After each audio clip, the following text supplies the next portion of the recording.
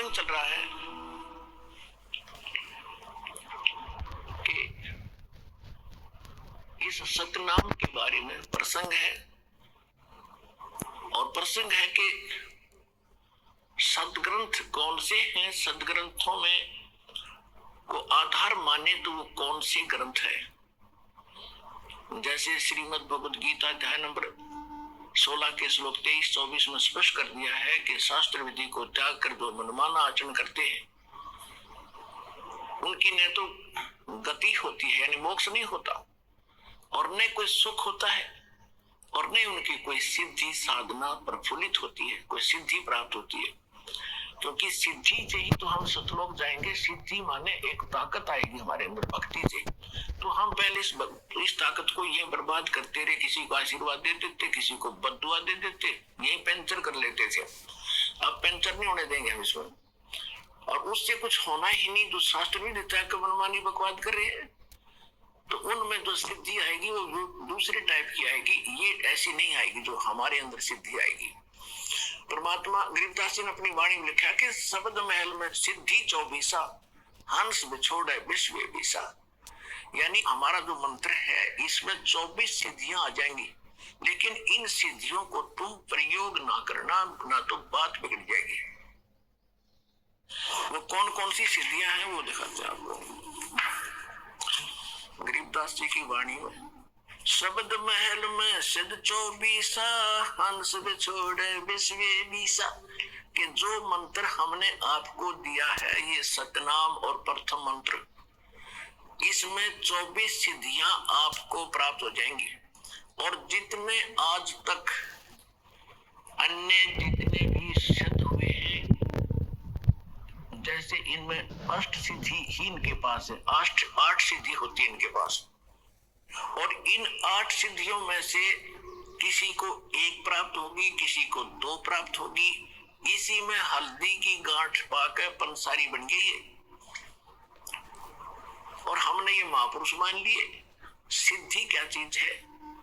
सिद्धि इतना काम है जैसे चींटी होती है, कीड़ी। वर्षा के दिनों में आप देखते हो कुछ तो चींटी होती है पंखों वाली, तो पंखों वाली जो चींटी होती है वो अन्य चींटियों से सुपीरियर मानी जाती है उनकी दृष्टि में, कि ये आकाश में उड़ जाती है, ओहो ये तो पता नहीं क्या बन गई। और जब वर्षा का महीना आता है, सावन के महीने में ये बाहर निकलते हैं, गर्मी अंदर गर्मी हो जाती है, तो बाहर निकलते ये फिर कहाँ, या तो दीपक पर जल कर मरती है वो उड़ कर जाने वाली, या फिर तब उस बल्लभ के चारों तरफ चक्कर काट काट के वो पंख टूट जाती है, फिर अंत में वो चींटी की चींटी रह जाती है, वो कीड़ा का कीड़ा रह गया, वो पंख सारी जड़गी। तो इसी प्रकार ये सिद्धि जिनके पास प्राप्त है, सतनाम वास्तविक मंत्र था नहीं, और अन्य साधनाओं से जो सिद्धियां प्राप्त की तो उन्होंने यही उनको झाड़ दिया, उनकी पांख सी टूट जाती है। उसके बाद फिर वो जीव के जीव और फिर 83 लाख योनियों में धक्के खाते। अब गरीबदास जी क्या बताते हैं? शब्द महल में सिद्धि 24 हंस बिछोड़े विश्व बीसा। एक सिद्धि सुरदेव मिलावे, एक सिद्धि मनोवृत्ति बतावे, एक सिद्धि हो पवन स्वरूपी, एक सिद्धि हो अनुरूपी, एक सिद्धि निस्वासर जागे, एक सिद्धि सेवक हो आगे, एक सिद्धि स्वर्गापुर धावे, एक सिद्धि जो सब घट छावे, एक सिद्धि सब सागर पीवे, एक सिद्धि जो युग जीवे, एक सिद्धि जो उड़े आकाशा, एक सिद्धि परलोक के वासा, एक सिद्धि तन कष्ट तन जारा, एक सिद्धि जो हंस नियारा, एक सिद्धि जल डूब न जाई, एक सिद्धि जल पैर न लाई, एक सिद्धि बहु चोले धारे, एक सिद्धि नीतत विचारे, एक सिद्धि पांचों तत नीरम, एक सिद्धि जो बजर शरीरम, एक सिद्धि पीवे ना खाई, एक सिद्धि जो गुप्त छिपाई, एक सिद्धि ब्रह्मांड चलावे, एक सिद्धि सब नाद मिलावे, एकता खेल खिलारी खेल, सो हम हंसा प्रगट बेले, 24 को ना दिल चावे, सो हंसा शब्द अतीत कहावे, परासिद्धि पूर्ण पटरानी, सतलोक की कहूं निशानी। सतलोक सुख सागर पाया, सतगुरु भेद कबीर लखाया। परमहंस देखो परवाना, जन कहते दास गरीब दीवाना। अब क्या बताएं इसमें कि शब्द महल में सिद्धि चौबीसा, और हंस बिछोड़े विश्व बीसा। यह सिद्धि अनजान व्यक्ति का हाथ लागी तो इस जीव को भगवान से दूर करेगी। और जब आप और इस शब्द महल में, इस मंत्र में आप में 24 सिद्धि आ जाएंगी, लेकिन इनका दुरुपयोग शुरू कर दिया तो आपका पंचर हो जाएगा, आपकी पूंजी खत्म हो जाएगी, यही रह जाओगे। ना किसी को दुआ दो, ना किसी को बद दुआ दो, ना किसी को आशीर्वाद दो, किसी के सिर पे हाथ ना रखना, आशीर्वाद भरा। वैसे किसी के सिर में कष्ट है, मालिश कर दो खूब, कोई बात नहीं। और एक अपने गुरुदेव और भगवान के अतिरिक्त किसी के चरण नहीं छूना। वैसे कोई बुढ़ा बुजुर्ग बीमार बालक के पैर दुखे, खूब दबाओ, मालिश करो, वो चीज अलग है। उस भाव से नहीं, एक पूज्य भाव से नहीं, सत्कार करो, खूब नमस्कार करो, कति नतमस्तक होकर प्रणाम करो सबको, ये सत्कार है। और चरण छूना ये पूजा माता है। तो पूजा केवल एक भगवान और उसके स्वरूप यानी गुरु के अतिरिक्त हम नहीं करेंगे। तो ये कुछ मर्यादा है जो समाज से हमारी हटकर होती है, तो हमने समाज के अनुसार नहीं चलेंगे। तो वो प्रसन्न हो या ना हो, हमने परमात्मा को प्रसन्न रखना है, हमने राम राज्य करना है, भगवान खुश करना है। और जिन बातों से गुरु दुख पावे, तीन बातों को दूर भगावे, तब हंसा सतलोक जावे। तो इस तरह के कुछ कहना, किसी को बद्दुआ देना, ये भी हमारी हानि होती है। और ना किसी को दुआ देना, किसी को आशीर्वाद भी नहीं देना, तेरे नो हो जाएगा, फलाना हो जाएगा, ठीक हो जाएगा, ऐसा खुश रहो, ये नहीं बोलना। नमस्कार करो, प्रणाम करो, नमस्ते बोलो, राम राम कहता कोई राम राम बोल दो। क्योंकि राम क्या है, राम कौन है? उनका राम जो है सो हमारा राम तो वो है कबीर राम। और आजकल एक बीमारी, एक और नई, एक और चल पड़ी काल की व्यवस्था कि गुड मॉर्निंग बोलेंगे, गुड मॉर्निंग, गुड इवनिंग। बता, ये नहीं बोलना हमने, ना गुड इवनिंग कहना, ना गुड मॉर्निंग और ना गुड आफ्टरनून। हम या तो सिंपल कह दो, वो कहता गुड मॉर्निंग, वो कह दो जी मॉर्निंग मॉर्निंग, और या बोल दो गॉड मॉर्निंग, गुड छोड़ के गॉड बोल दो, गॉड मॉर्निंग, गॉड मॉर्निंग। अब उसका मिलता जुलता अक्षर भी हो गया, विराजी हो जाएगा। गॉड मॉर्निंग, गॉड अभ्यास बना लो अपना, ये God morning, God afternoon, God night, यानी गॉड गिवन है ये समय। सुबह भी उसकी तरह से हुई है और दोपहर तक भी हम उसकी रजा से पहुंचे हैं, और शाम हुई है तो भी गॉड मॉर्निंग, गॉड इवनिंग, भगवान की दी हुई शाम है। गुड वैसे हो जाएगी हमारे कहने से, तुम्हारे कहने से हो जाएगी, लेकिन उसकी हो जाएगी, आपकी पंचर हो जाएगा। तो इसी गलती ना करियो। जब आप कोई गाड़ी ले रखी, कार, और उसमें से आप किसी दूसरे टायर में हवा भर दोगे, ना भाई मेरा भी काम बिगाड़ेगा, देखो सामने वो हवा वहां से भरवा लो जा करके। तो सतलोक आश्रम पर वाला बता दिए उनको कि वहां हो, वहां से भरवा लो वहां जाके।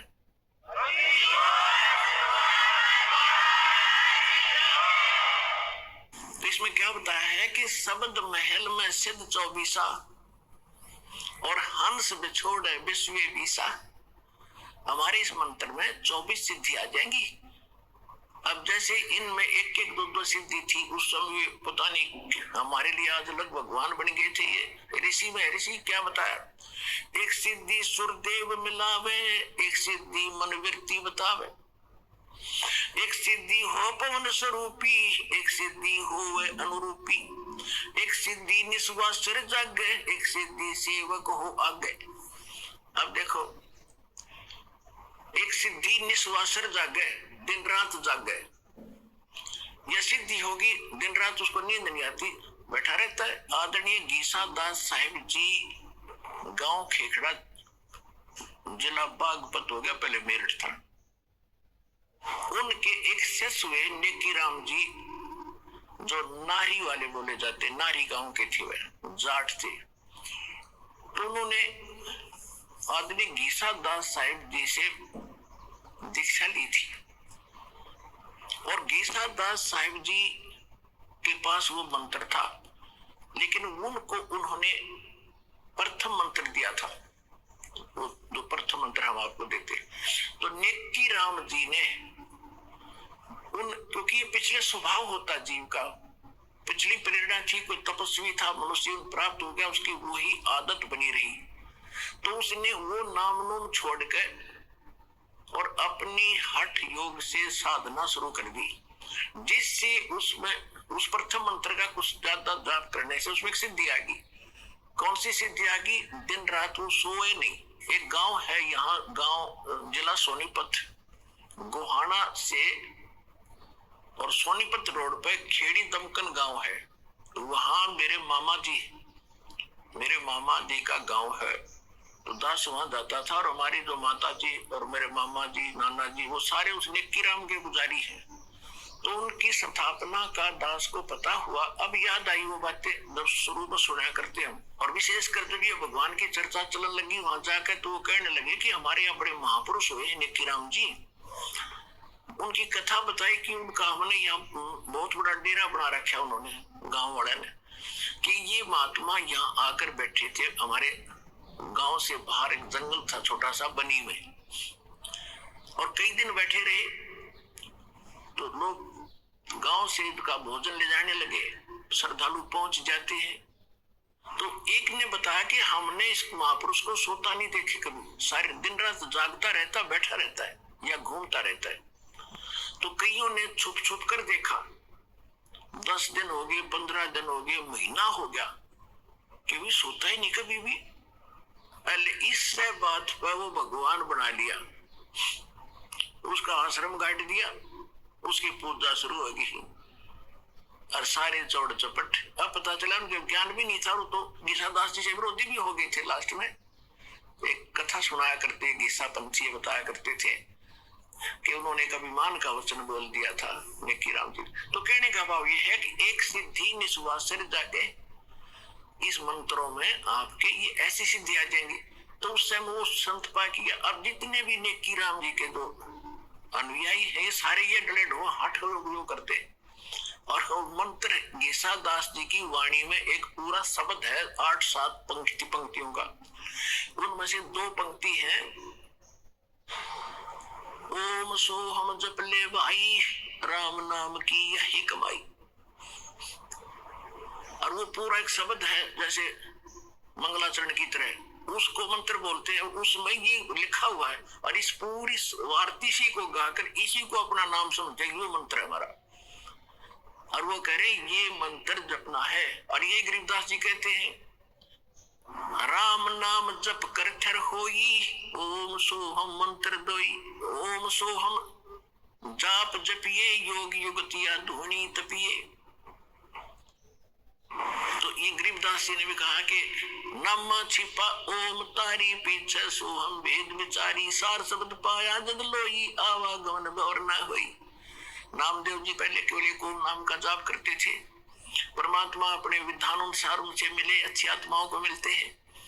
उनको फिर दूसरे मंत्र का भेद बताया, जब उसने दोनों नाम सिमरण किए तो कहते फिर सार नाम दिया। तीसरी स्थिति में नामदेव जी को जब उनका कल्याण हुआ, नाम छिपा, वो छिपी जाति में थे नामदेव जी, और महाराष्ट्र के अंदर रहने वाले थे।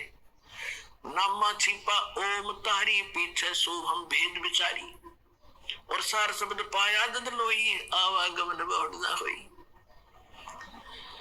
ऐसे ही धर्मदास जी को परमात्मा ने मंत्र दिए थे, लेकिन उनको प्रतिज्ञा दिला दी थी कि आगे बताना नहीं है। 1997 में दास को मिले परमेश्वर, और संकेत कर दिया था कि बीच से खोल दे, मैं आप देख लूंगा। किसी के पास ज्ञान नहीं है, और दास को ऐसा प्रोजेक्टर, ये 2003 से हमने फिर ये प्रोजेक्टर शुरू किया, आपके रूबरू करना शुरू किया, सबके इतिहास सामने रख दिए। किसी के पास ये नाम नहीं, किसी के पास यथार्थ ज्ञान नहीं, तो अपने आप ये सारे फेल हो गया। जितने भी संत महंत है कोई नहीं जा सकता, और श्रेयाम मीडिया के अंदर इंटरनेशनल चैनल पर कम से कम 10-15 वर्ष से उनको ललकार रहा हूं कि आओ और चर्चा करो। कोई सामने नहीं आता क्योंकि उनके पास ज्ञान नहीं है, उनको पता चल चुका है।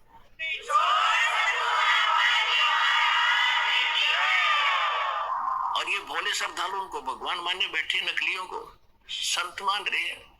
वो तो जनसाधारण के जैसे भी नहीं, तो पता लग गया भी गलती हो जाए इंसानों से, भूल लगी। भगवान के लिए संत चले हैं, भगवान के लिए श्रद्धालु उनके पीछे लगे, तो उनका कर्तव्य बनता है। जब पता लग गया कि तुम्हारे बारे में कोई गलत, मेरे बारे में कोई गलत बोलता, मैं अच्छा देखता हूँ कहा मेरी त्रुटि तो नहीं है, त्रुटि नहीं है तो बोलता रहे, फिर थारे रूबरू करता हूँ किसने ऐसे बोला, देखो ये इसका ये प्रमाण, ये गलत हो रहा है, तो वो ना अपने शिष्यों को कोई जवाब देते। इसे सिद्ध है कि वो फेल हो लिए और इस श्रद्धालु एक दिन आएंगे, क्योंकि सबको पता है वो अनमोल जन्म ऐसे बर्बाद करने का नहीं है, एक दिन ज्ञान होगा। तो जो प्रसंग चल रहा है उसी प्राप्त, एक सिद्धि निस्वा सर जागे, एक सिद्धि सेवक हो आगे, एक सिद्धि स्वर्गापुर जावे, एक सिद्धि जो सब घट छावे। एक सिद्धि ऐसी है जो स्वर्ग तक चले जाते हैं, जैसे सुखदेव ऋषि के अंदर एक सिद्धि थी आकाश में उड़ जाने की, स्वर्ग में जाने की। वो स्वर्ग में पहुंच गया तो वहां जाकर उसको पता चला कि भी गुरु बिना तो बात बने नहीं, तो पिछले संस्कार से बैटरी चार्ज है, तेरे पिछले संस्कार हो जाए। अब यह सिद्धि तुझे पूर्व जन्म से प्राप्त है, ये जिस दिन खत्म होगी तो ये पंख कट जाएंगी, जीव का जीव रह जाएगा। तो तब उसकी अकल ठिकाने आई, तब उन्होंने राजा जनक से दीक्षा ली। एक सिद्धि सेवक हो आगे, एक सिद्धि स्वर्गापुर जावे, एक सिद्धि जो सब गट छावे, एक सिद्धि सब सागर पीवे, एक सिद्धि जो बहुत दुख दीवे। एक सिद्धि है जो सब सातों समुद्रों को पी सकता है, उस सिद्धि प्राप्त प्राणी। जैसे अगस्त ऋषि ने सातों समुद्रों को एक ही घूंट में पी लिया था। अब क्या हो गया, उसके कारण कितना प्रसिद्ध हो गया। सभी देवताओं ने, ऋषियों ने हाथ जोड़े, प्रार्थना की, महाराज यह तो बात बिगड़ जाएगी, यहाँ का वातावरण नष्ट हो जाएगा, सब पाप लग जाएगा। तो प्रार्थना करने से वापस छोड़ दी, फिर समुद्र भर गए, तो क्या हो गया, मुक्त। और परमात्मा ने सारे समेटेगा तो इकट्ठी कर देगा सेकंड में। तो वो उस मालिक के पास पराशक्ति है, पराशक्ति पूर्ण पटरानी, इन सिद्धियों की जननी है वो तो और ताकतवर है, उस मालिक के पास है। और सतलोक की कहूं निशानी गरीबदास जी कह रहे। तो इसमें काफी वर्णन है, इसमें समय ज्यादा लग जाएगा, अब इतना ही पर्याप्त है। तो संकेत समझाना था दास ने आपको। कहते हैं 24 को ना मन चावे, इन झांके भी नहीं। देखो पुण्यात्माओं जैसे बहुत से भगत देखे, पुण्यात्माओं जैसे बहुत से भगत देखे, उनकी प्रार्थनाएं भी आती है और वैसे भी मिलते समय भी कहते हैं जी मैंने गलती कर दी। अपने अभी बता रही थी एक बहन कि मैंने अपने भाई के नाम ले रखा था, उसने, मैंने उसको कह दिया कि तू ठीक हो जा, तेरी बीमारी मेरा लग जा, तो वह ठीक होगी मेरा लगी। हम फिर ये पंगा क्यों मोल लो तुम। तो कहने का भाव ये है, ये गलतियां करनी छोड़ दो, दिक्कत हो जाएगी। क्योंकि भक्ति करो तो ढंग से करो।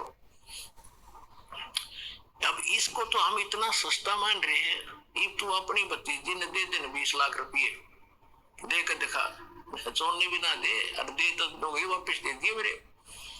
उस धन का आपको पता है, इस धन का आपको पता ही नहीं कितना कीमत आपको कहाँ आवश्यकता पड़ेगी। तो इसलिए ये सारा कुछ ज्ञान देकर आपको सतर्क किया जा रहा है कि कहाँ आप फाउल होते हैं, कहाँ आप मार खाते हो, और कौन सा धन कितना कीमती आपका है, और इसको आपने कैसे सुरक्षित रखना है ताकि मोक्ष आपको प्राप्त हो सके। आज का जो प्रसंग चल रहा था वहां तो स्टार्ट भी नहीं हो पाया था। आज का सत्संग प्रारंभ यहाँ से हुआ था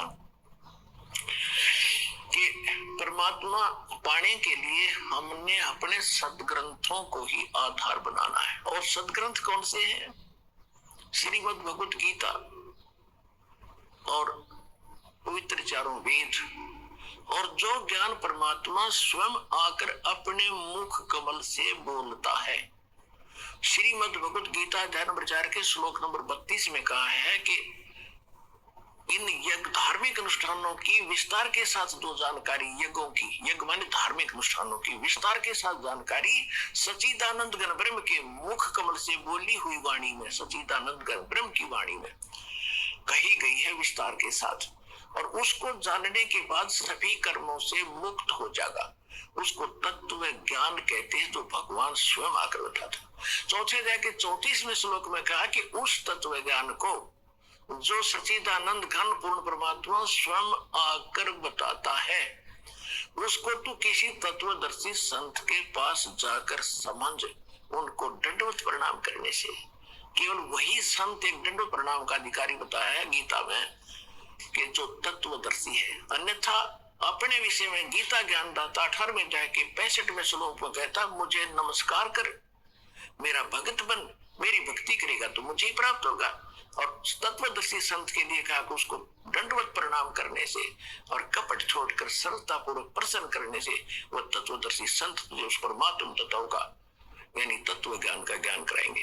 तो वो तत्व ज्ञान जिससे मोक्ष होगा वो कंप्लीट कोर्स है। और श्रीमद् भगवद गीता और पवित्र वेद, पवित्र कुरान, पवित्र पुराण, ये पवित्र बाइबल, ये इनकम्प्लीट नॉलेज है। Complete knowledge God given spiritual knowledge, तत्व ज्ञान, वो उससे मोक्ष होगा। वो असली शास्त्र है और उसमें से वेद भी मेल खाते हैं, गीता भी मेल खाती है, और उनमें जो ज्ञान नहीं है वो ज्ञान भी उसके अंदर है, तत्व ज्ञान के।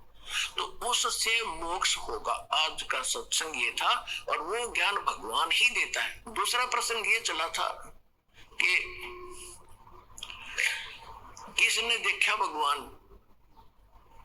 तो जिन्होंने भगवान देखा उनका आपके सामने इतिहास बताया, पवित्र कथा बताई उनकी कि इन महापुरुषों ने भगवान देखा। और ये जो ज्ञान दास आपको दे रहा है ये गॉड गिवन है।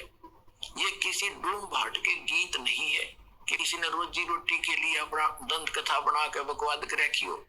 1400 एकड़ का जमीन का मालिक था, गरीबदास किसान था, गांव छुड़ानी का, कोई भाट भिखारी नहीं था कि किसी कारण से वैसे ही अपने रोजी रोटी के लिए घट दी होगी कहानी। ये गॉड गिवन स्पिरिचुअल नॉलेज है। तो मन को विश्वास दिलाने के लिए इन प्रमाणों की इसलिए आवश्यकता है ताकि आपको दृढ़ता आवे और भगवान के मार्ग पर दृढ़ रहो, आपका मोक्ष हो जाए।